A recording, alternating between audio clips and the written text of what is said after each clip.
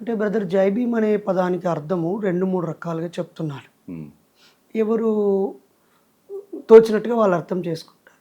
ముందుగా అయితే ఎల్ఎన్ హరిదాస్ అనే ఆయన ఉమ్, బాబాసాహెబ్ అంబేద్కర్ గారి అనుచరుడు.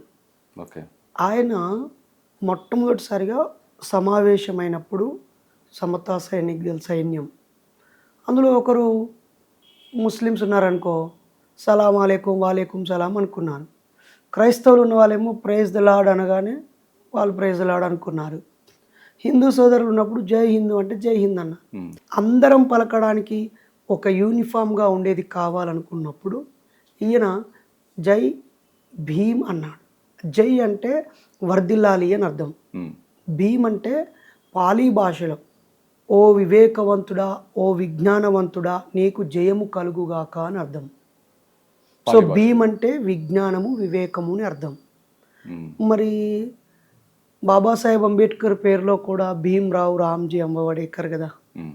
కాబట్టి ఆ భీమ్రావు అనే పదం ఈ పదం ఒక్కటిగా ఉంది కాబట్టి దాన్ని ఆమోదించి అప్పటి నుంచి జై భీమ్ అని పలకడం ప్రారంభించారు.